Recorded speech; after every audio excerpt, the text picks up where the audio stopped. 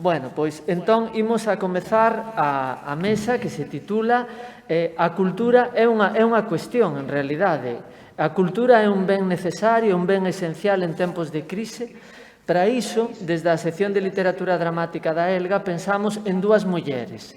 En dúas mulleres que agora mesmo teñen unhas responsabilidades políticas importantes e que pertencen a dous partidos políticos que tamén son importantes porque son os principais partidos neste momento na oposición no goberno galego, que é Mercedes Rosón, do Partido Socialista Galego, e Mercedes Queixas, do Bloque Nacionalista Galego. Mercedes Queixas, que é licenciada en Filoloxía Hispánica, docente, foi secretaria xeral da nosa asociación 15 anos, do 2005 ao 2020, tamén con responsabilidades a nivel de coordinación editorial en La Llovento, en equipos de normalización e dinamización lingüística, é membro correspondente da Real Academia Galega desde o 2018 e neste ano, desde os últimos comicios electorais, pois foi electa deputada do Parlamento Galego. Ali, ademais, está é a que leva todo o tema da cultura. E, por outra banda, Mercedes Rosón, que é subdirectora, foi subdirectora da área de cultura do Vicerreitorado de Comunicación, Cultura e Servizos da Universidade de Santiago de Compostela, responsable da Fonoteca Universitaria desde finais dos anos 80, con unha importante labor na organización e xestión de produción de música, exposicións, artes plásticas, patrimonio artístico. Estivera xa 8 anos entre o 2003 e o 2011 como concelleira do Goberno Municipal da capital de Galiza, ocupando as áreas de cultura, rehabilitación, cidade histórica, centros socioculturais, urbanismo, vivenda, educación, e actualmente é a primeira tenente alcalde da capital de Galiza, de Compostela, unha persoa moi dinámica ligada a moitos colectivos veciñais, sociais e culturais e é actualmente tamén concelleira responsable de urbanismo, vivenda, cidade histórica, acción cultural. Bueno, temos dúas Mercedes e as dúas con un papel fundamental. Mercedes Rosón na capital de Galiza e Mercedes Queixas no Parlamento de Galiza por un dos partidos políticos que tivo máis votos nas últimas eleccións. Entón, grazas, benvidas. Vamos ver como esta conversa porque a Mercedes Rosón está a través do Skype e Mercedes Queixas e eu estamos aquí na Normal. Entón, a ver se conseguimos unha conversa un pouco fluida e ao mesmo tempo simpática entre nós as tres. A primeira pregunta que vos lanzo é a do título, así de sinxelo. Nestes momentos de precariedade, de crise a moitos niveis, porque non só é a crise por cuestión da saúde, senón que eso está traendo moitas consecuencias, a cultura e as artes escénicas dentro da cultura, que son artes vivas, son necesarias, son un ben esencial ou é un ben non esencial? Queres empezar ti, Mercedes Rosón? Pois, veña, bueno, antes de nada, moitísimas, moi boa tarde a todas e a todos. Quero dar as gracias á Asociación de Escritoras en Lingua Galega e tamén o meu prezado Afonso e paisano, Afonso Becerra, por terme convidado pois a formar parte desta quinta xornada de literatura dramática para reflexionar e, por suposto, compartindo mesa con a miña prezada Mercedes Queixas, seguín con moitísimo interés, onte no Parlamento todo o que estades plantexando e propoñendo dende a Comisión de Reconstrucción. Bueno, eso, moi admirada a Mercedes Queixas. Para falar, estamos aquí pois para falar e reflexionar e debatir sobre a importancia da cultura como ben absolutamente necesario e imprescindible sempre e agora máis que nunca nestes tempos de crise. A cultura, entre outras moitísimas cousas, é saúde e benestar común e polo tanto neste discorrer da vida global que se viu pois súbitamente interrumpida no comezo deste ano, pois alá por la mitade de marzo, con ese enemigo externo inesperado, unha amenaza que se situou pois no centro da vida e da opinión pública e da acción política tamén, non? Pois de súpeto nos vimos totalmente obrigados e necesitados de construir pois unha idea comprensible do que estaba a pasar e ademais pois toda unha serie de decisións políticas que tiñan que responder ante os datos que se presentaban día a día, pois todos estes efectos e todas estas incertezas pois eso, todo o mundo pendente desas decisións para intentar dende o inicio desta situación pois paliar na medida do posible todas as consecuencias que xa se empezaron a plantexar dende o comenzo, non? Polo tanto, creo que en todo esta primeira fase da pandemia, agora estamos ante unha situación aínda máis incerta e máis comprometida, pois a cultura se presenta como a ferramenta curatoria, non? Que nos permitiu nestes meses pasados para conlevar esta situación tan complicada e polo tanto para min máis que nunca a entendo como a gran ferramenta vital para poder manternos en pé, non? Ok. Queixas, Mercedes Queixas. Ben, eu tamén quero, primeiro, antes de máis, agradecer o convite, que me fixo, evidentemente, pois, moitísima ilusión seguir aquí, nesta casa na que os estiven así do outro lado, como ti decías, durante uns cantos anos, así que estou encantada de seguir. Parece como que todo continúa igual, non? Despois de tantas cousas como levan pasado neste ano 2020, que tanto prometía para nós, que tanto nos ilusionaba, porque era unha data pois, de centenario, da xeración nós, que fora aquele movimento pois, tan innovador, tan transformador, que nos daba moitos azos para seguir avanzando na cultura galega. E este ano pois, truncou todas esas esperanzas, eses azos e eses desexos. Mas, en calquera caso, eu creo que esta intervención que estamos a ter agora aquí é precisamente unha proba pública, absolutamente contrastada, da altísima capacidade da cultura galega, que é capaz de, a pesar de todo, de estar, de continuar estando, non?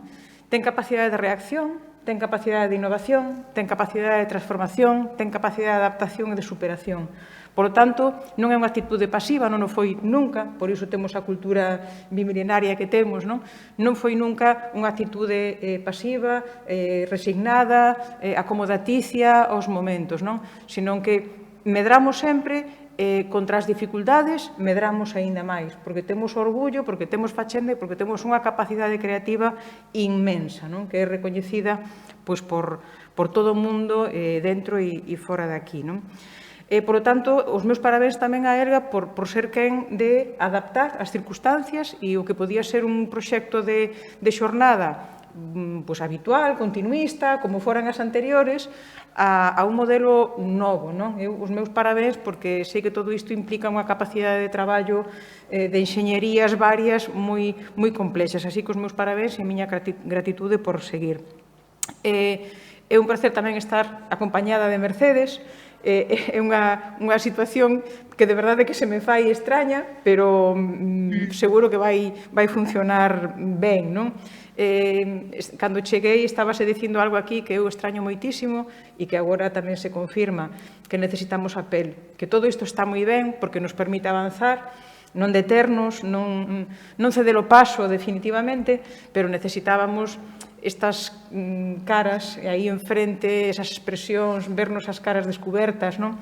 Porque, bueno, arroupa moitísimo, non? En calquera caso, nós somos teimudas e seguimos adiante. A pregunta é moi importante, aínda que pode parecer unha perogrullada, non? É un ben de primeira necesidade? É algo esencial a cultura? Eu creo que tivo que vir unha pandemia para recordarnos que sí. Moitas persoas xa o sabíamos, vivíámolo diariamente no noso día a día, dunha forma ou doutra, un elemento, unha manifestación cultural pode estar presente, no caso dunhas máis, de outras menos, pero veo a pandemia a dicir que en teña dúbidas, desde logo, vainas ter que ir despexando, porque esta incógnita xa non ten máis sentido, non? É dicir, a pandemia foi un pouco para min como un cuarto de pensar, non? Agora que mandamos os nenos e as nenas a ir a retirarse uns minutos, ir ao cuarto de pensar e reflexionar sobre o que fixo ou non fixo, para min foi un pouco como un cuarto para pensar, non? Un tempo de retiro, de silencio, de aillamento, de protección tamén, non? Pero onde tamén nos serviu para enfrontarnos coa cultura dende moitas perspectivas, non? Como espectadores tamén, como mediadores, ou mesmo como creadores, non? Un pouco toda a cultura, todo o proceso cultural estivo finalmente accesível tamén de outras maneiras porque necesitábamos esa cultura, porque necesitábamos efectivamente unha sanidade forte, atenta a nós, que nos coidase, pero tamén vimos como necesitábamos unha educación moi importante que é o sistema educativo, un sistema educativo público que garanta o acceso real, non de palabra ou transcrito nunha liña dunha lei, a todo o alumnado, a calquera alumnado. Vimos o que pasaba cando a escola, en pleno curso escolar, pecha as portas. Vemos como aí a fenda social aflorou moi vivamente, pero vimos que tamén necesitamos a cultura, claro.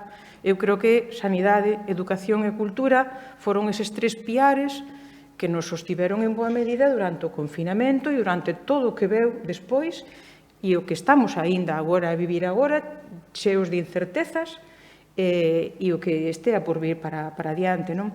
Eu creo que quedou claro que a cultura é unha necesidade básica, fundamental, é un alimento máis que precisamos e é, ademais, un servizo público, que temos, ademais, que blindalo e que aseguralo para que sexa real e que chegue a toda a sociedade, independentemente de todos os factores que rodeen a unhas persoas ou a outras, ou aos grupos sociais ou a outros, non? Eu creo que a pandemia, sempre digo que nos deixou moitas leccións, moitas aprendizaxes, non? Sobre todo para quen quere reflexionar e tomar conta delas, non? Eu creo que houve moitas persoas, estou segura, que descubriron a cultura galega a través das redes durante o tempo de confinamento. Estou convencida de que houve un novo público que se achegou ao feito cultural, ao feito creativo galego. Creo que houve outras moitas persoas que ensancharon ese círculo de coñecemento da cultura galega e que seguramente accedeu a través das vías telemáticas e as redes a outros procesos culturais que non coñecía, porque a mellor simplemente non estaban no teu entorno próximo, na tua propia localidade, coas túas relacións, etc. Entón, eu creo que tamén serviu para ensanchar e serviu para reforzarnos nela e para lembrarnos e fortalecernos que efectivamente é un ben de primeira necesidade. É unha parte da nosa saúde, acompaña a nosa saúde, tanto a física como a saúde mental. Necesitamos a cultura tamén para dedicarnos a pensar noutras cousas ou a non pensar en algunhas, e é fundamental entendelo así. É dicir, é esencial. Eu digo, ademais, sen ningún tipo de prexuizos, vainos a vida nela. Así de claro, tamén o teño, non? Por iso tamén creo que, ademais de algunhas persoas, pois, descubrila ou ensanchala ou reforzarse nela, creo que tamén houbo unha reflexión alrededor da cultura moi importante, porque durante o confinamento creo que houve unha actitude colectiva moi xenerosa, altruísta, de creadores, creadoras de todas as manifestacións culturais, porque había esa necesidade de compartir e de soportar un tempo tan duro que nunca coñecemos antes e o que non estábamos afeitas e para o que non estábamos en absoluto preparadas, porque foi dun día para outro, non? Pero houve esa capacidade de compartir por unha necesidade, tanto como creadora como receptora ou mediadora, non? Pero logo tamén chegou ese momento de reflexionar sobre a cultura é un traballo. O proceso creativo é un proceso de traballo. Moitas veces silente, case sempre, escuro, apartado, solitario, íntimo, pero é un traballo. E iso creo que tamén era un debate que tiñamos que volver poñer en riba da mesa. O recoñecemento tamén da capacidade creadora. Non é unha inspiración que chega de repente, senón que a inspiración te pilla traballando, e entón é cando o produto chega a súa fin, non? Por lo tanto, eu creo, ademais, que a cultura, sempre, agora xa fui callando moito esa idea, alégrome moito, nos usámola moito, e no proxecto da Deputación da Coruña, por exemplo, foi un lema, non? Un leitmotiv, a cultura é un dereito. A cultura é un dereito, por tanto, é responsabilidade de garantirmos ese dereito para que chegue, se cumpra en toda a sociedade. Non só en quen o teña... Teño aquí ca carpeta de que a Exactamente. cultura é un dereito. Por casualidade teño a carpeta da Deputación da Coruña. Claro, pero temos que garantilo. Xa remato, Mercedes. Temos que garantilo. E logo creo, ademais, que temos que ter en conta tamén que a cultura é a expresión máis visible do que somos como pobo. É o noso espello. Creamos unha cultura determinada da mesma maneira que outros crean outra. E aí aprendemos e nos retroalimentamos, non? É moi importante para min tamén esa visión. É unha parte desa cultura, incluso, tamén debemos ter en conta que nace e acompáñase dunha lingua, que é a nosa lingua. Por iso é cultura galega. Creo que tamén é importante neste momento poñelo en riba da mesa. A cultura avanza, a cultura transfórmase, tamén porque hai esa lingua viva que avanza e que se transforma canda ela, que se van interrelacionando, non? E logo creo que algo tamén que se viu agora, a importancia, a necesidade, e eu creo que tamén a carencia que viñamos arrastrando, que é o concepto da educación cultural. Como precisamos a cultura tamén como unha ferramenta a maiores educativa, porque creo que eses son tamén os piares para algo que me parece irrenunciável, que non esquecer nunca que a cultura como dereito tamén ao que contribúe á cohesión social da identidade, cohesiona, vertebra socialmente, unha sociedade educada na cultura é unha sociedade moito máis cohesionada e logo, por suposto, tamén temos que falar de que a cultura xera riqueza e podemos falar da industria cultural. Pero creo que tampouco se pode deslindar só un proceso industrial, económico, dos outros, non? Creo que todo debe camiñar dunha forma integrada e aplicarse dunha forma transversal tamén ao conxunto da sociedade, non? Ben, comenteino na primeira mesa, pero ao mellor non o podestedes ver. Cilla Lourenzo, a nosa compañeira, por circunstancias alleas á súa vontade, hoxe non pode estar aquí. Entón, ela era aquí va moderar esta mesa, estou na moderar eu. Cilla, volvo a repetir que te queremos para que o saibas 2 veces en cada mesa, o vou ir repetindo. Ben, Cilla tiña preparadas unhas preguntas que eu vou a ler a segunda pregunta, que me parece interesante para que comentedes o que consideredes. Ela formulaba así: que relación habería que establecer entre os procesos culturais e os económicos para defendermos unha cultura rigurosamente necesaria nun sistema político autosuficiente como o actual? Mercedes Rosón. Bueno, eu creo que son procesos que deberían ir da man. Eu entendo que é absolutamente necesario. Hai unha cousa que non dixen ao principio, pero que tamén avanzou Mercedes, é que a pandemia, a pesar das súas pois devastadoras consecuencias, pode ser unha oportunidade de reflexión, dende logo, para pensar e repensarnos para todo en xeral, para calquera ámbito da nosa vida e para o caso da cultura en particular. Dende logo, un pouco para contextualizar todo, marzo deste ano 20 pois, supuxo un punto de inflexión totalmente inesperado e dramático que nos levou pois, a moitísimas reflexións sobre o papel que ten a cultura no seu sentido máis amplo, e aí estou falando do que estás comentando, non? Na rede humana, educativa e tamén económica, non? Pois nun país no que tivemos que pechar pois, eses espazos de encontros, eses espazos comuns, as bibliotecas, os espazos patrimoniais, os centros cívicos, os museos, teatros, auditorios, locais de hostelería, que son grandes dinamizadores tamén da vida cultural, non? E moitos deles pois, siguen pechados pois eso, pois nunha situación que arroxa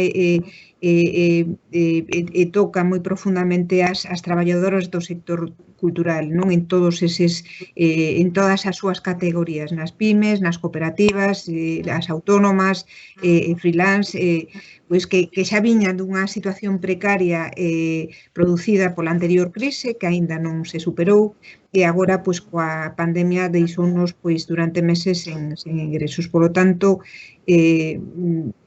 evidentemente, a expresión cultural, a xestión cultural, a produción cultural, todo ten que vir de man, sobre todo no caso de unha cidade como Santiago de Compostela, onde o peso do tecido cultural é tan importantísimo en todos os termos na nosa cidade, non? Nos, dende as competencias que temos no Concello, que temos os concellos, non?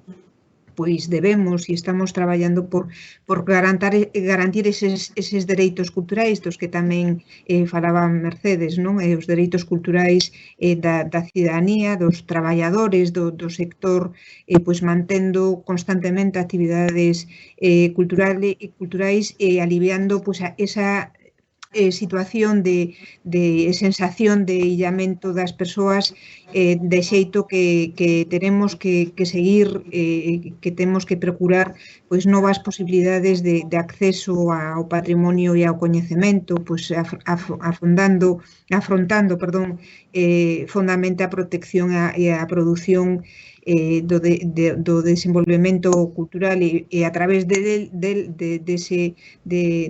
pois, do económico e, sen duda, pois, imaginar un futuro cultural máis aló desta crise sanitaria. Dende a Acción Cultural en Santiago, dende o principio da pandemia, pois, tentamos establecer medidas concretas e inmediatas que permitisen seguir nesas condicións e incertezas, non? Dende o primeiro momento, pois todo o que estaba programado para esos meses de confinamento se adiou. Creo que únicamente se suspenderon as producións e os programas que estaban previstos da Banda Municipal de Música da Real Filarmonía, pero todo o demais se adiou e de unha forma moi contundente e intensa se reprogramou se programaron moitísimas máis cousas pois dende que a finais de xuño, creo recordar que foi o Día Europeo da Música, que me parece que o día 21 de xuño, pois empezamos outra vez, non? Decía antes Mercedes que claro, que é terrible a situación porque non nos tocamos, non nos vemos, non nos miramos, non compartimos os espacios culturais, nin o espazo público porque está todo tan limitado, pero é a única forma de manter viva a vida. Isto é a nova forma de vida temporal, esperemos que sexa temporal. Eu creo que tamén é certo que as consecuencias desta situación van a modificar, espero que non sexa para mal, se normalice tamén todo, non? Pero as relacións humanas, iso é o que máis me preocupa. Bueno, en todo caso, decir que unha cousa ten que ir absolutamente vinculada a outra. Como decía, vou a relatar a cantidade de actividades que se programaron, se reprogramaron unhas e se programaron outras, pois co obxectivo fundamental e mirando sempre a ese sector que neste momento pois está pasando por unha situación tan comprometida, tan complicada, que ademais está condicionada por esos aforos que as autoridades sanitarias pois acordan e que moitas veces parecen absolutamente absurdas, cando dende que empezou o desconfinamento, pois o que fixemos, eu creo que en Compostela e en todas partes, pois foi xerar espazos culturais seguros, tanto no espazo público como nos equipamentos, para recuperar a confianza da xente, non, da cidadanía, que por unha banda quere seguir participando na vida cultural das cidades, pero quere facer pois coa seguridade que precisa o momento que estamos vivindo, non? Dende logo, volvendo ao principio, non? A cultura abarca todo, é unha actividade tamén económica importante, como decía, unha ferramenta maravillosa pois para poder nestes momentos tan difíciles, estes avatares da existencia, pois poder conlevalo. Estes días estáse celebrando o terceiro festival de cinema que programamos e que sacamos adiante, estáse a celebrar Cine Europa. Antes de onte estreouse a Nación de Margarita Ledo Andión, unha película, un documental extraordinario, coa súa linguaxe habitual, sempre no foco, pon o seu foco nas mulleres galegas, na memoria, na loita de clases, un acontecemento realmente excepcional. A parte de estrear Nación, se lle outorgaba un dos premios Cine Europa deste ano, porque realmente xa tardaba a entregarlle a Margarita este premio, non? E o fixemos diante de 30 persoas, éramos 30.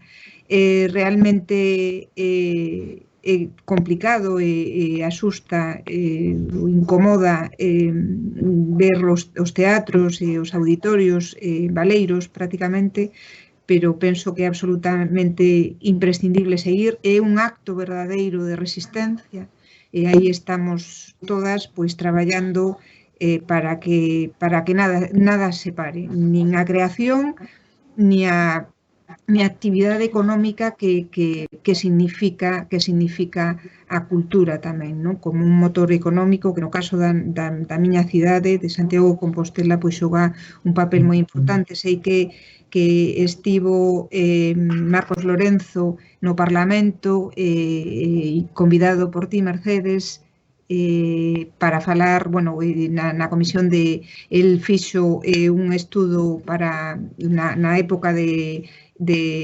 Branca como concelleira de Acción Cultural de Santiago, un estudo sobre a situación cultural en Compostela, e claramente indica, e con datos reais, ese valor que agora pois corre o risco de esmorecerse e de pois a ir moi tocado deste proceso que estamos vivindo, e nós pois trataremos por todos os medios de poder mantelo e acompañar durante o que queda de pandemia pois a toda a xente que vive da cultura en Compostela. Ben, en resposta á proposta de pregunta que nos comentabas, eu creo que a relación entre proceso económico e cultural é absoluta. É dicir, crear cultura no formato que sexa ten un custe. Ten custe temporal, ten un custe de traballo, ten un custe de investigación, de elaboración, de desplazamentos, ten un custe de ferramentas, de utensilios de traballo, é dicir, ten un custe porque é un traballo, e como traballo que é, ten que ter custes, evidentemente, non?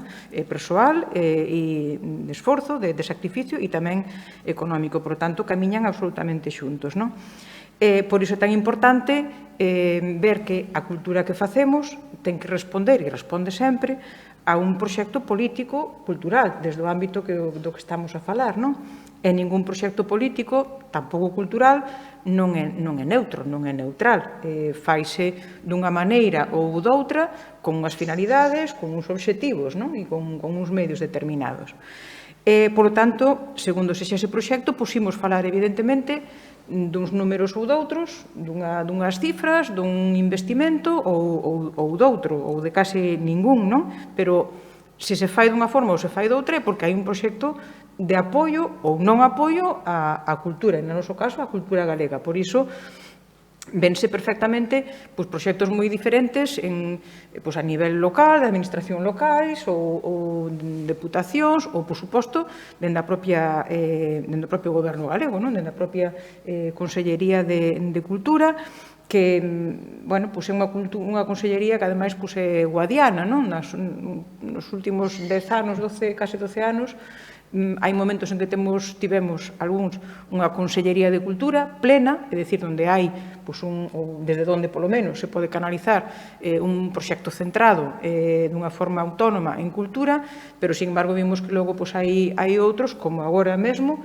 en que non temos unha Consellería propiamente de Cultura, senón que é un apéndice de outras áreas, como pode ser agora, educación e universidade, non? Pero xa noutros momentos tamén o foi de turismo ou deportes, é dicir, afrontar unha Consellería de Cultura quere dicir que vas a afrontar ou debe dicir que vas a afrontar un proxecto político-cultural determinado, non? Se iso o dilúes noutra serie de cousas, pois evidentemente xa parece que o proxecto político-cultural tamén vai ficar diluído, non? Entón, ao principio comentabas esta relación, é dicir, falamos de cifras e letras, claro que sí, falamos de cifras e letras, efectivamente, non vivimos do aire na cultura, non? Independentemente de cal sexa a túa participación na cultura, non? Por iso tivemos o firme compromiso, e podo dicir a exixencia, de que na actual comisión a que aludía Mercedes de reactivación, que fose económica e social, sí, pero tamén cultural. Que se incorporase ese outro apéndice tamén, non? Tamén ten que ser cultural, porque a cultura xera riqueza, a cultura tamén é industria cultural, e a cultura é un dos motores económicos deste país. Por lo tanto, tamén ten que ser tida en conta nesa comisión de reactivación na que estamos traballando. Efectivamente, onte comezamos coas comparecencias das diferentes propostas que pudemos facer os tres partidos con representación no Parlamento. Mercedes, aínda non veu Marcos Lorenzo, ia vir hoxe, pero houbo que adialo, problemas de axendas, para o venres da semana que ven. Marcos ven na mañá do venres próximo, de hoxe en 8 días. Onte participou Mamen Quintáns, produtora de Ficción Producións, e veu Carlos Ares en sustitución de Berta Ojea pola Unión de Actores e Actrices. Son as dúas comparecencias que houve onte o venres. Perdón, porque sí que xa eu sabía que onte estivera Carlos e que estivera tamén ficción, pero non pensei que xa estaba nada, perdoa. Adiáronse as dúas, a de Marcos e a de Fran Núñez, o director do Centro Dramático Galego, que tamén foi proposto e será o próximo venres, non? Quero dicir que para nós era moi importante que tamén estivese a cultura neste proceso de reactivación, de reconstrucción, porque económicamente tamén vai afectar ao país, non? De feito, os datos que están incorporados ao plan de reactivación dos sectores cultural e artístico que preparara a comezos de verán, que presentara a Consellería, fala de cifras que hai que telas moi en conta porque son moi serias, non é papel mollado, son cifras moi serias rexistradas. Falamos dun 2,5% de peso na cultura no PIB, un 3% en relación ás cifras xerais totais de emprego, máis de 34.000 persoas empregadas, e agora que está tanto de moda dicir que Galicia é a primeira en case todo, ou logo veremos a ver en que, resulta que é a quinta comunidade autónoma do Estado español en emprego cultural. Caramba, si terá peso e relevancia as cifras para e na cultura galega, como para non telo en conta, non? Por tanto, para nós claro que é un ben de primeira necesidade e é un sector productivo que temos que atender tamén de maneira preferente, non? Por iso, é unha das medidas coas que comezáramos para marcar un pouco o paso na legislatura fora, ou igual que fixeron tamén os compañeros do Grupo Parlamentario do Partido Socialista, presentar esa proposta para intentar conseguir un acordo, un apoio unánime das tres forzas do Parlamento para declarar a cultura como ben esencial, como ben de primeira necesidade. Ben, evidentemente, o noso apoio, todo o noso traballo para intentar conseguir esa unanimidade, pois aínda non foi posible e o Partido Popular decidiu non sumarse, non apoiar esa declaración, non? Nós, a maiores, aínda queríamos comezar o traballo dunha forma tamén máis profunda, máis estrutural, e por iso tamén propoñíamos comezar a elaborar a Lei de Dereitos Culturais, Lei de Dereitos Culturais de Galiza, que non é que esteamos tampouco improvisando nin inventando nada, haina en moitos sitios, non? E temos modelos referentes dos que aprender e os que seguir adaptando as nosas propias condicións, circunstancias, potencialidades e tamén debilidades, porque evidentemente tamén as temos, non? E a maiores tamén, como falábamos de números e de cifras, tamén entendemos que neste momento canto antes, e estaba na nosa proposta na PNL, é que temos que afrontar modificacións, mudanzas a nivel tamén de política fiscal, non? É dicir, a nivel de IBES, rebaixar o IBE de 10% a 4% para o que son os produtos culturais. Creo que, aparte de outro moito tipo de axudas directas e demais, creo que era importante dar ese golpe de efecto e tamén demostrar esa mantendida e esa consideración de ben esencial neste ámbito, porque afecta a moitísimas traballadoras e a moitísimos traballadores da cultura, non? Ben, non foi posible, pero eu, como dicía Mario Benedetti, sempre fui perigosamente optimista. Entón, desde logo, imos seguir traballando até que convenzamos ao Partido Popular de que é o noso compromiso e é a nosa responsabilidade dar este paso adiante neste momento, porque hai que predicar sempre para poder ser co exemplo. E cando falabas antes de cifras, eu creo que hai que telas en conta cales foron as cifras que nos trouxeron até aquí, neste momento. É dicir, todo o que está pasando agora o sector da cultura tamén está pasando dunha maneira ou doutra en función de como chegou até aquí, non? Que pasou durante todos estes tempos de atrás. Por iso hai que ter en conta que o noso sector cultural ten moitas fortalezas e tamén ten debilidades. Evidentemente que hai que atender no que debía ser un plan de reconstrucción ad futurum, a partir de agora, non? Aprendamos do feito ou do desfeito e iniciemos un camiño novo, non? E aí é importante ter en conta que entre o 2009 e o 2018, podemos aplicalo agora xa a 19 ou 20, case hai un 52% de orzamento menos da Xunta de Galiza en cultura. Evidentemente, o sector cultural tivo que verse resentido durante todos estes anos, non? Algo máis de xa casi 12 anos. E o orzamento de 2020, que puido ter subido algo en relación ao anterior, o certo é que ainda non chega a números, a cifras de 2012. Por lo tanto, tamén hai que atender esta situación descompensada, porque a vida hoxe non é, económicamente, tampouco, non é a de 2012. Por lo tanto, iso é importante telo en conta, non? E eu creo que non podemos desatender aquelas diagnoses, aqueles estudos que xa temos en riba da mesa.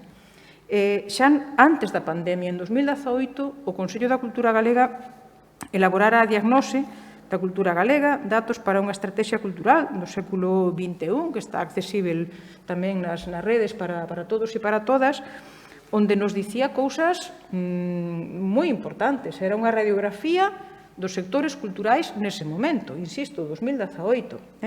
E aí, literalmente, dicía que o orzamento que se dedicaba por parte da Xunta de Galicia á Cultura era dun 0,65%, claramente insuficiente. Solicita que se pase como mínimo o 1% de forma inmediata e que ao longo de 4 anos que se vaya subindo até o 1,5%, non? Porque considera que ese é un obxectivo congruente coas achegas do sector cultural ao emprego e ao PIB de Galiza. Iso é o que di o Consello da Cultura Galega, non é o que di o Bloque Nacionalista Galego, non?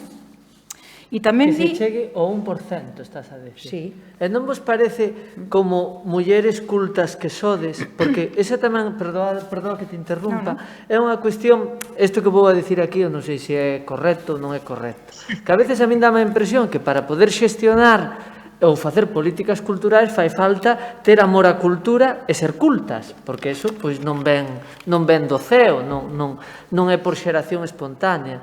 Non vos parece unha vergonza que o 1% duns orzamentos sexa para a cultura? Iso non quere dicir que ese país é un país inculto ou que non aprecia a cultura. Eu escoito iso do 1%, de que non se chega a 1%, e eu fico escandalizado. Mercedes Rosón, ti non ficas escandalizada? Totalmente, porque expresa moi ben o que representa para eles, o sea, está moi claro o que representa, non? Dende logo, a Xunta é quen ten os recursos para poder artellar un plan estratégico da cultura en Galicia, porque realmente, falando en termos económicos, representa un peso, como decía antes, moi importante, a suma de todos os sectores dentro da cultura que xenera moitísima riqueza en termos económicos únicamente, non? Falando. Dende esa perspectiva, deberían ter un tratamento parecido a outros sectores que están nunha situación tremendamente precaria e aos que levan financiando incansablemente dende hai décadas e que non van a ningunha parte. O problema realmente que existe con respecto á Xunta de Galicia e o estamos vendo é que a súa idea de país é a de construción realmente dese país, o sea, vemos como está o rural, vemos como están todos os sectores industriais, realmente como as xeracións novas, as mellores formadas da nosa historia, xente absolutamente competente en todas as materias, con moitísimas fortalezas, tanto a nivel de formación como a nivel de comunicación e relación co mundo, e que se teñen que ir porque aquí non teñen lugar para vivir e para traballar. Iso realmente expresa moi ben o que significa para este goberno a xestión deste país, non? E en termos de cultura, evidentemente, non existe un plan, non existe unha estrategia para fomentar todo o que ten que ver con un sector que, aparte de dar identidade, porque nos construe efectivamente como país, porque temos o patrimonio fundamental que é a nosa lingua, e que en vez de construir ese discurso en torno a esa grandísima fortaleza, a deconstrúe e incluso agrede, como estamos vendo en temas que teñen que ver ca educación e con a súa postura en todo o que ten que ver ca lingua, non? Entón, bueno, a nós os concellos colócanos nunha situación moi complicada, porque as competencias que temos son limitadísimas, non? E facemos todo o que podemos facer, a min gustaríame facer moito máis, non? Porque os nosos recursos son limitados, e tamén estamos traballando, logo en Santiago estamos traballando en facer un plan estratégico que nos permita poñer en valor esa gran realidade cultural que existe na nosa cidade, para facela absolutamente sostible e consolidala dentro do noso modelo de cidade, non? E, polo tanto, eu pelexome cada día por ter máis capacidade orzamentaria para poder facer esas políticas culturais que son tan precisas, e máis nunha cidade como Santiago, que é unha cidade de patrimonio da humanidade, que é unha cidade que pois chegou a ser pois unha das cidades culturalmente falando máis importantes de Europa, non? Que Capital Europea da Cultura. Que foi capital europea da cultura e que representa para o colectivo pois como gran faro, non? Que ilumina pois o noso país. E, polo tanto, pois evidentemente, eu creo que a Xunta debería centrarse non facendo pois políticas que van resolvendo e tirando e complacendo a diferentes sectores, senón realmente ter un plan real a altura do que representa o sector cultural, que permita pois que agora, ante situacións como as que estamos vivindo, pois non se vaya todo aí. Claro. Eu interrumpín, Mercedes, porque oín que non chegábamos ao 1% de investimento en cultura, non? E fiquei outra vez, é que é para escandalizar. É inaudito, sí. Entón, por aí te interrumpín. No, eu só quería dicir, pero non pasa nada, que isto é unha conversa, non? Xa. Lástima non poder interaccionar tamén con as persoas que están do outro lado, pero podemos conversar sin ningún problema. Quería dicir agora, ao fío das palabras de Mercedes, que sabemos perfectamente as persoas que traballamos dende a cultura ou moi perto que en sostivo realmente a cultura galega dende o ano 2009 foron as administracións locais, moitísimos concellos facendo o que podían e máis. Pensemos, por exemplo, agora lembro todas as convocatorias de certames literarios, por exemplo, non? Foron os concellos, moitas veces con recursos moi limitados, os que sostiveron eses premios literarios en pé, os que seguiron tirando porque puidesen editarse, sobre todo naqueles xéneros que sempre teñen unha maior dificultade de visibilidade, non? Como o teatro, por exemplo, non? Ou a poesía, ou incluso o ensaio. E logo tamén algunhas deputacións. Se se observa a política cultural e tamén o reparto dos seus fondos entre as deputacións, entre as 4 deputacións, tamén se pode ver como é a política cultural que aplican unhas ou outras, non? E neste momento, por exemplo, aquí que estamos na Coruña, o exemplo, non? O motor de reactivación económica todos estes anos no ámbito da cultura por parte da Deputación da Coruña, eu creo que é absolutamente incuestionável, non?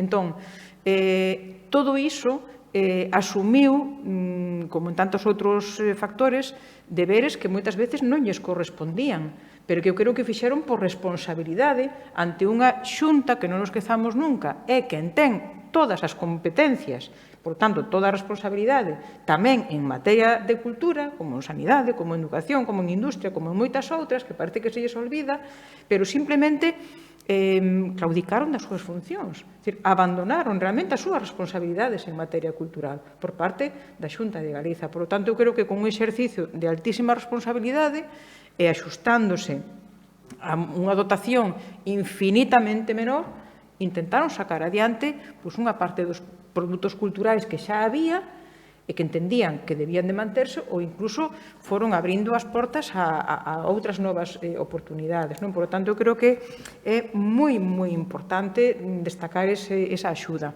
E logo, dentro do que o proxecto político que deba desenvolvendo o Partido Popular, que a fin de contas é quen sostivo o goberno e, por lo tanto, ten que responsabilizarse dese traballo, o que podemos observar é que hai nulo apoio á creación. Non hai apoio, ni siquiera ahora en que saíron axudas, digamos, extraordinarias, non? Algúnas, a diferentes elos da cadea do traballo cultural, non hai axudas á creación, aos autores e ás autoras para facer o seu traballo. Siguen sin recoñecer a importancia do primeiro paso do proceso creativo. Non as hai. Pode haber a distribución, a comercialización, a edición, pero non as hai a autoría. A mí me parece que iso é un déficit fundamental e determinante nun proxecto serio, político-cultural, apoiar a creación. Pero logo vemos que tamén ao longo destes anos tampouco hai realmente unha política, por exemplo, de internacionalización. Pasamos daquel a cultura galega vive ensimismada, daquel conselleiro de cultura que tivemos, a resulta que demostrar que os ensimismados deben ser os que asumen as responsabilidades en materia de cultura ou na Xunta de Galiza, porque nós o que queremos é, efectivamente, estar en comunicación e en diálogo con todo o mundo. Pero claro, non pensades que, por exemplo, nese sentido, eu penso en Cataluña, porque vivín ali moitos anos, unha década, e claro, Cataluña, por exemplo, ten un instituto Ramón Llull que é como unha especie de embaixada cultural, por exemplo, no que atinxe as artes escénicas, pois os textos para teatro, para danza, foméntanos, buscan a traducción, no Festival de Aviñón sempre teñen, a propia Generalitat de Cataluña ten unha liña ali de exhibición de espectáculos cataláns, e claro, nós temos o Instituto Cervantes, que é un instituto para todo o Estado español, pero realmente eu creo que non hai unha simetría, quero decir, e con mellor Galicia tiña que ter un instituto Rosalía de Castro, non sei, unha embaixada cultural, porque realmente, por exemplo, as dramaturgas e os dramaturgos, o Instituto Cervantes, as dramaturgas e dramaturgos de Galiza non nos está representando, quero dicir, non existimos, non? Por falar, porque isto é unha mesa da sección de literatura dramática da Elga, non? Entón, claro, cando ti dis iso, que non hai axudas ás propias creadoras, senón a edición, a produción de espectáculos, pero non a creación en sí, eu penso tamén que o mellor isto da subvención e dos concursos de concorrencia competitiva, que funciona moi ben a nivel dos gabinetes xurídicos, porque non lles dá problemas, hai un concurso, preséntanse proxectos e levan unha puntuación e a administración reparte un diñeiro e de algún xeito como que se lava as mans. Non hai un acompañamento real de decir, esta escritora, esta dramaturga, esta directora, esta coreógrafa pode facer un traballo interesante. Vamos a abrir as portas e vamos a acompañala. Quero dicir, non, presente vostede un proxecto no que ten que ter tal ítem e tal ítem a nivel de distribución, a nivel de produción, a nivel como se fose unha empresa, e vai entrar nun concurso de concorrencia competitiva porque é o máis democrático e é o máis limpo que hai. E así os nosos gabinetes xurídicos non nos van a dar ningún traballo. Claro, entón ao final as axudas á creación pasan por gabinetes xurídicos por concursos de concorrencia competitiva. Eu non sei se esa fórmula vai seguir funcionando. Eu só sei que en Galiza, desde a área de artes escénicas, non é precaria, é precarísima. Hai xente, non vou dicir xa pasando fame, senón, traballando en calquera outra cousa, xa non poden traballar no seu, porque non hai xeito, non? E o sistema este de subvencións por concorrencia competitiva e o feito de que non haxa persoas na administración, vou dicir unha palabra que ides dicir, pero este tío está chiflao, que non haxa un amor, ou seja, que non haxa na administración persoas que estimen, que gosten, que amen a danza, o teatro, a música, porque eu creo que se as houbera, non podo concibir, Mercedes Rosón, non podo concibir que se na administración houbera persoas que amen as artes e a cultura, esteamos no 2020 desta maneira que estamos, a nivel de teatro, de danza, de artes escénicas, non o podería, eu non o concibo. Entón, para mí pareceme que son xestores que están aí, que non queren, que se lavan un pouco as mans, pois facendo esas concorrencias competitivas para non ter problema e xa está, e lle vai. Sí, a ver, ti falabas antes de Cataluña, de toda esa estructura que envolve a produción, a xestión cultural en todas as salas, autónomas, non? Administrativas locais, non? Tanto a nivel de comunidade autónoma como de concellos. Para nós sempre miramos, eu dende hai décadas con moitísima envexa a todo o aparato vinculado á cultura do Concello de Barcelona. O sea, Barcelona é certo que as escalas non son nin con moito parecidas, pero creo que toda a xente que traballamos na xestión cultural nos miramos ou buscamos e nos identificamos pois con esa forma de facer as cousas, non? Porque aí sí que existe unha tutela, un compromiso, un seguimento e unha posta en valor constante da creación en todas as súas expresións, non? Aquí, quen ten as competencias para legislar non somos os concellos. O que dixemos antes, non? A Xunta de Galicia debería crear un marco legal que permitira tratar e xestionar cas súas singularidades todo o que ten que ver ca produción cultural e a expresión cultural e a creación cultural. Se fai pois, seguindo un esquema administrativo, propiamente dito, non? Sin crear esas ferramentas que permitan pois articular sistemas que cheguen dunha forma máis áxil aos creadores e as creadoras, aos que xeneran riqueza neste ámbito da cultura, non? E aí, pois, con esa falta de políticas culturais, o que deixan é moi desasistido pois, a todo ese grandísimo e riquísimo universo. Dende os concellos ainda o temos peor, porque somos unha administración pública que ten moi poucas competencias en materia de cultura, por non decir casi ningunha. Nos o que podemos facer é programar e a través de diferentes estrategias poder articular accións e xerar actividades en torno pois a toda a creación cultural, ¿no? E a produción cultural, pero estamos moi limitados e tamén temos unhas estructuras moi febles, cada vez máis febles, porque todo o público se foi debilitando nesta última década de forma intencionada por los diferentes gobernos do Partido Popular, non? Que desde o momento en que se limitou totalmente a reposición de efectivos nas administracións públicas, pois nos atopamos nunha situación moi comprometida e estamos sempre moi condicionados por los informes xurídicos, por los informes de intervención que fan pois que a nosa xestión sexa pois moi lenta e moi complicada, non? Agora, con motivo da pandemia, eu creo, e un pouco tamén por reivindicarnos, porque estou completamente segura de que eu, estiven seguindo e en comunicación constante cos castidades de Galicia, non?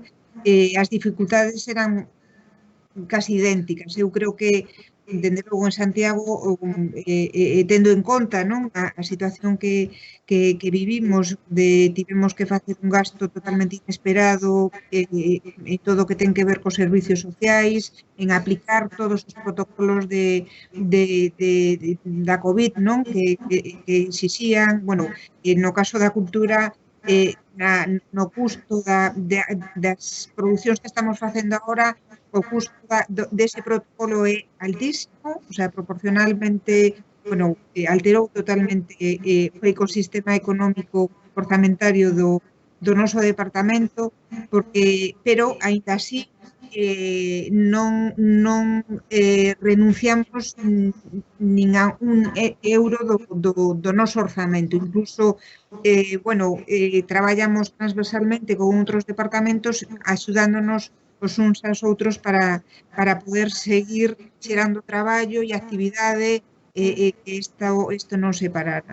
Evidentemente, isto ten que ir camiñar hacia un proxecto consolidado en todas as administracións públicas onde todo sexa un pouco máis fácil, non? Máis fácil e máis seguro para a xente que vive de todo o que ten que ver ca cultura. Sí, eu quería tamén mencionar, acordoume ao fío tamén do que decías ti, cando falabas do Instituto Ramón Llull como esa axencia Embaixada cultural, non? Foi polo de internacionalizar, que falache ti, o que fai falta un lugar, non? Temos aí un camiño moi experimentado, moi transitado, e tamén o temos en Euskadi, co Instituto Etxepare, son os dous referentes, non? A estas alturas, a 2020, pois seguimos dicindo, pero que por que non o temos? Pero é porque non exerce esa responsabilidade a Xunta de Galiza, o Goberno, porque levamos moitos anos reclamando. De feito, iso xa se pedía, era unha demanda incorporalo no seu momento á Lei do Libro, tamén como unha oficina de distribución internacional da lingua, do libro, ou incluso podía estenderse ao ámbito da cultura galega. Eu creo que é unha necesidade de libro, nunca mellor dito, xa que estamos aquí nas xornadas da Elga, non? É unha escenografía necesaria. Ti tes que proxectarte para o mundo, porque a túa cultura o vale. Entón, se ti acreditas nela, se a coñeces, se a practicas, e entendes que te representa, ti faz o posible por abrir todas as portas e as xanelas no mundo para que estea. Entón, é unha cuestión de credibilidade, pero de credibilidade que logo nos somete a todos, a todo o pobo, a esa credibilidade que ese goberno ten ou non ten sobre a súa propia cultura, non? Entón, eu creo que neste momento o que quedou claro é que non acreditan na cultura galega. Realmente non acreditan, por iso non hai unha estrategia, un plan, un proxecto que realmente teña como obxectivo, como ambición, non só asentar a cultura, senón, ademais, axudala a medrar e a expandir. Non existe, ou desde logo, desde o ano 2009, con ese obxectivo non existiu, pero eu creo que sí que existiu, e segue existindo porque non se perciben mudanzas, pero con outras intencións, en outras direccións, non? Podemos ver como paulatinamente a cultura galega foi sometida a unha invisibilidade progresiva e até prácticamente a desaparición dos medios de comunicación públicos, por exemplo.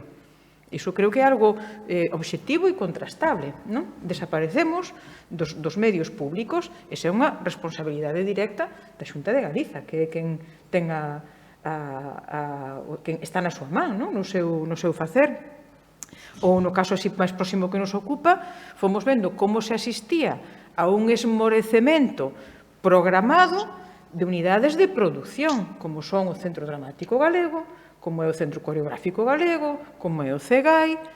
Son unidades de produción, é onde está o berce, é onde tes que atender a casa onde todo nace e onde tes que asegurar o relevo xeracional, a mudanza, a transformación, etcétera, etcétera. É dicir, se ti deixas de alimentar a árbore pola raíz, ti sabes o que pasa. E é o que se foi facendo nestes anos. Deixar, non corto a árbore, deixo que seque. É un proceso de inanición programado cara á cultura galega. Por que? Pois porque nos representa como somos. E isto ou te queres ou non te queres. E eu creo que non se percibe ese amor que ti decías antes. Pero creo que incluso se viu agora perfectamente con esa arbitrariedade normativa absolutamente, eu creo que hasta esquizofrénica, o que é imposible de entender, coa aplicación das restriccións sanitarias no ámbito do entorno cultural. No, se alguén sabe, incomprensible. É que, por suposto, absolutamente incomprensible. Por suposto que quede claro que sempre por diante toda a blindaxe en protección sanitaria, sempre por diante. Pero a aplicación arbitraria dunha das normativas e os protocolos que se foron adxudicando o ámbito cultural é como se estiveran penalizando, condenaron a cultura. discutido moito con diferentes cargos da Consellería e resulta totalmente inasumible, incomprensible como ti casi unha explicación de pura esquizofrenia cando estamos vendo outros ámbitos da nosa vida onde todo discurre de outra maneira. Vas a un mercado e se cumpren as distancias, pero hai xente, hai moita xente. Para nós, porque temos claro que temos que seguir e que non hai outra, non? Pero o desacougo que provoca, a desazón inmensa que provoca celebrar, pois eso, agora Cine Europa, antes a Mal, e antes curtocircuitos, concertos, as obras de teatro, a Real Filarmonía con 30 persoas no Auditorio de Galicia, cun aforo de case 1000 persoas, con 30 persoas e no escenario con 50. O sea, resulta totalmente contradictorio en toda a súa formulación. Porque eu entendo que sí, e nós temos preparado, preparamos moito antes de que rematara o confinamento, tiñamos preparadas as diferentes alternativas en función dos momentos e dos aforos de cada momento, non? Pero é que garantimos en todas as producións que fixemos durante estes meses esa distancia, todos os elementos que nos obrigan a eses protocolos están aí. E, sin embargo, temos que nos vemos absolutamente obrigados a cumplir algo que resulta realmente un disparate, porque realmente si hai un sitio seguro, algo que non contamine, é a cultura, non? E, polo tanto, eu creo que sí que sentímonos tremendamente agraviados por esas decisións que están tomando, que as entendemos, pero que non as podemos compartir. Efectivamente. Bueno, son as 7:05 casi, as 7:15 empeza a aula maxistral de Miquel de Oliveira, entón imos ir despedindo esta mesa. É unha mesa que tería sido moito máis rica se pudera haber aquí persoas, se puderan facer preguntas, porque, bueno, pois sodes dúas mulleres implicadas directamente no mundo da cultura e nas decisións que se poden tomar. Eu espero que nun futuro próximo teñades xa a capacidade de non só propoñer, senón de facer. Supoño que ao mellor vostedes que xuntar e todo, non sei o que vai pasar, pero supoño que en algún momento ao mellor pois as cousas cambian, non? En todo caso, moitas grazas, Mercedes Rosón, por estar aí, moitas grazas pola túa sensibilidade para a danza, para o teatro, grazas porque é importante que Compostela siga sendo esa referencia para a xente que necesitamos que as artes vivas estean vivas. Grazas, Mercedes Queixas, por estar tamén aí ao pé do canón defendendo a cultura dunha maneira irreductible. E nada, seguimos, continuamos. Claro que sí. Moitas grazas a vos e moitas grazas, Mercedes, un placer. Quería despedir, dando as gracias. Eu estou completamente segura de que políticas, profesionais do ámbito cultural, empresas e sector público temos que aproveitar para fomentar e pôr en valor a cultura e responder aos grandes desafíos que temos por diante, non? Reforzando, por suposto, os referentes do país, que son cada día máis grandes e máis importantes como marco de identidade, redefinindoa como espazo de encontro e de socialización, de educación tamén igualitaria e diversa, ampla, xeradora do macro e das macro e das microeconomías. Polo tanto, temos moito que facer, seguro que o imos facer no futuro xuntas, e nada máis. Moitísimas gracias por darme a oportunidade de participar neste encontro. Moitas grazas. Un placer.